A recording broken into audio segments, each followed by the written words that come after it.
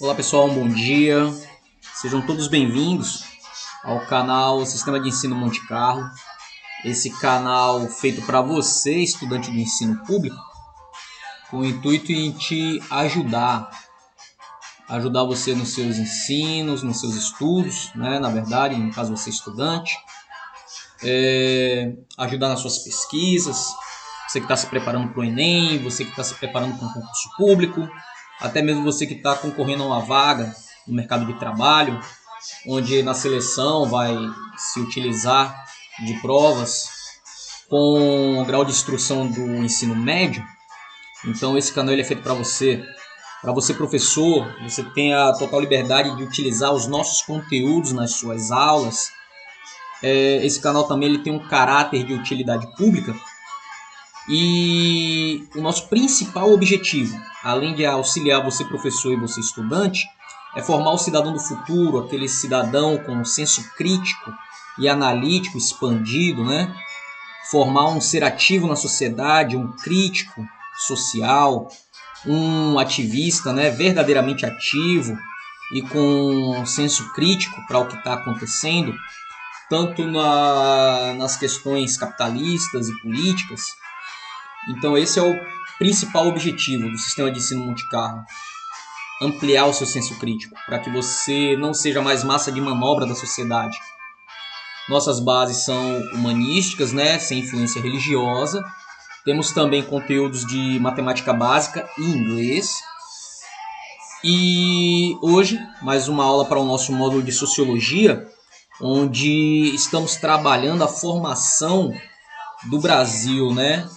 Onde essa formação ela tem por base os 3 pilares, as 3 etnias principais. Já vimos na aula passada os indígenas, que é uma das bases da formação da nossa cultura. E hoje nós vamos falar sobre o africano, sobre a África, que é o nosso segundo pilar. Aproveito para pedir o seu like, aproveito para lembrá-lo que se você ainda não é inscrito do canal, torne-se inscrito, porque é dessa forma que você me motiva, é dessa forma que você contribui com essa corrente para um ensino público melhor, e é dessa forma que você mostra ao YouTube a relevância dos conteúdos daqui do canal para a plataforma, tá bom? Então, gente, a presença da cultura africana, assim como a cultura indígena, é de suma importância na formação da identidade brasileira, da cultura brasileira. Os africanos foram trazidos ao Brasil pela força e foram obrigados a trabalhar como escravos. Essa imigração forçada visava atender aos interesses do mercantilismo europeu, que, para manter suas taxas de lucro, iniciou a exploração da mão de obra escravizada de diversos povos africanos. Para mais detalhes sobre esse assunto, tem lá nossa playlist de história, onde você pode se inteirar mais, né, sobre esses assuntos aqui. Os principais grupos humanos que vieram da África, eles vieram da região do Congo, do Golfo da Guiné, Angola, e alguns vieram também da Nigéria e de Moçambique. Essas populações foram praticamente sequestradas e forçadas a emigrar desde o século XVI até o século XIX. Calcula-se que cerca de 5 milhões de africanos foram trazidos para o Brasil como escravos nesse período, tá? Só uma revisão para entender o sistema econômico que vigorava na época e de que forma a escravidão ela foi inserida nesse modo de produção, né?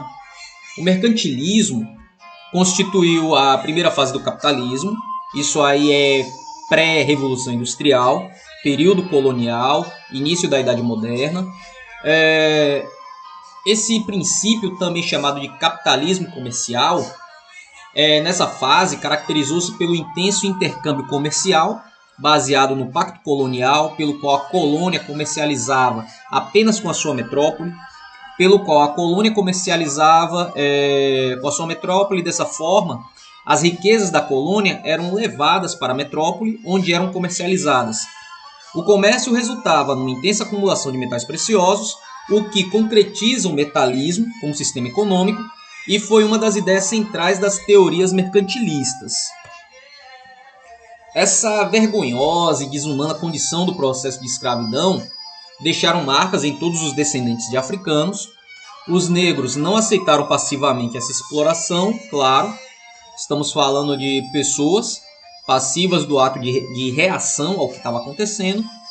E muitos lutaram pela liberdade, pela fundação de quilombos, que era uma espécie de vila onde os negros refugiados, que eram os quilombolas, tinham autonomia e atraíram milhares de escravos para que conseguissem fugir do martírio, do cativeiro ou da escravidão de modo geral. Palmares, que foi um quilombo localizado no estado do Alagoas, foi um dos focos mais importantes da resistência. Criado no final do século XVI, durante cerca de 100 anos, esse quilombo ele resistiu a inúmeras expedições militares que tentaram destruí-lo. Zumbi dos Palmares, que foi o seu líder, tornou-se símbolo da luta dos negros para a sua emancipação, para a sua libertação da escravidão. Ainda hoje, existem no Brasil muitos vilarejos que tiveram suas origens em quilombos e congregaram descendentes dos quilombolas. Muitos desses moradores buscam hoje o direito de posse sobre as terras em que vivem. E, segundo estimativa, existe atualmente 743 comunidades remanescentes de quilombos que, com cerca de 2% do território nacional, congregam 2 milhões de descendentes de quilombolas. Então é um contingente que merece atenção. Essas comunidades vivem em terras de uso comum e são essencialmente camponeses, uma vez que se mantém da produção agrícola, da subsistência, há mais de um século. É importante lembrar que a Constituição brasileira confere direitos à titulação dessas terras a todas essas comunidades remanescentes de quilombolas, porém muitas delas ainda lutam na justiça para garantir seu direito constitucional. Eu tenho aqui do lado duas imagens do Quilombo do Rio dos Macacos, que fica em Salvador, Bahia, próximo de Simões Filho, mais exatamente na região da Ilha de São João, né? Que eles enfrentam um problema já de muito tempo, que é com base na sua localização e acesso. Porque esse quilombo, ele está dentro de uma área militar, de uma área pertencente à Marinha, e para entrar e sair dessa área é necessário passar por dentro do quartel. Então os próprios militares hostilizam, né? Impedem, acuam, pressionam, né? esses moradores para ter acesso às suas moradias. Então é um processo já de muito tempo e que até então não se chegou a um resultado. Eles não querem sair de lá, eles não podem sair de lá, já que aquela região é de direito deles, garantido pela Constituição, mas está, segundo a União, dentro de uma área federal. E aí fica esse impasse. A Constituição garante direito de posse, mas o acesso ele é hostilizado pela própria União. A cultura negra mantém fortes e importantes expressões no Brasil, como o samba, que é um ritmo que representa de forma magnífica a cultura brasileira, o candomblé, que é uma religião que congrega sagrados valores afros dentro da realidade brasileira. Por quê? Porque o candomblé ele só existe no Brasil. Na África, onde essa religião ela tem sua origem, você não vai ouvir falar no candomblé. Principalmente porque nos terreiros no Brasil, vários orixás eles habitam o mesmo espaço. Na África não, cada região tem o seu orixá específico. Por isso que o candomblé é uma particularidade do Brasil. Tá? O fim da escravidão no Brasil, em 1888, não representou de forma alguma melhoria nas condições de vida dos ex-escravos. Os descendentes de africanos não tiveram nenhuma assistência por parte da sociedade que o explorou. A grande maioria dessa população foi colocada à margem da sociedade, não teve acesso à terra nem a qualquer qualificação profissional e foi forçada a executar apenas as tarefas braçais mais cansativas e de menor remuneração.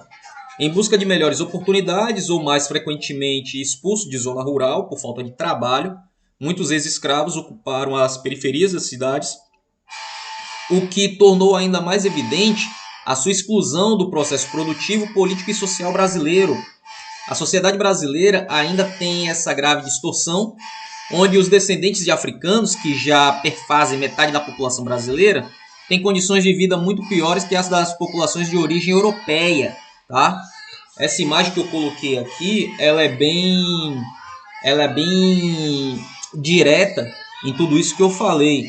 Se de um lado você vê dois negros se abraçando, comemorando, né, a libertação, os personagens brancos dessa tela, eles são indiferentes, tem um até que está de costa para esses dois negros que estão se abraçando, alguns comemorando. A sociedade branca é hostil e indiferente ao que está acontecendo.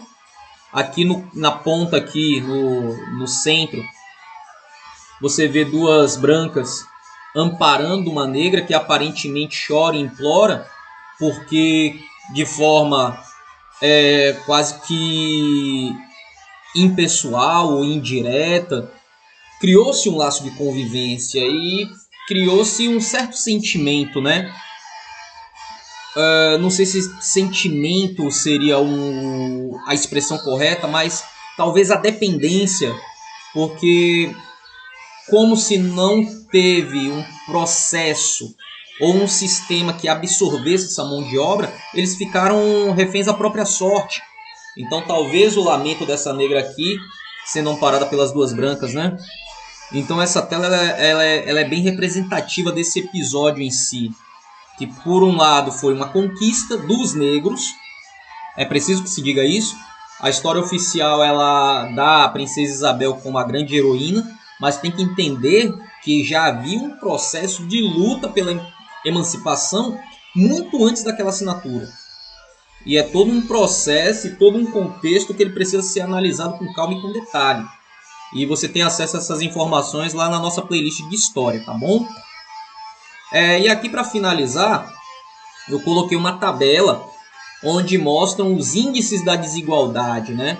Que ainda são reflexos dessa libertação que foi feita sem um processo de requalificação do negro e se reflete até os dias de hoje, onde os pobres do Brasil, 36% são brancos e 64% são negros. Desempregados, 8,9% são brancos, 11,6% são negros. Analfabetos, 9,3% são brancos, 20,8% são negros. Então, observe que até hoje a gente ainda tem reflexo de toda essa falta de um projeto social para absorver essa mão de obra escrava, né? E negra, haja dito. Turma, essa foi nossa videoaula de hoje. Espero que tenha sido rica e instrutiva para todos vocês. Dúvidas e comentários, deixa aí na parte de comentários, né, do canal. O meu papel aqui como professor consultor é te ajudar. Fiquem todos bem e até uma próxima.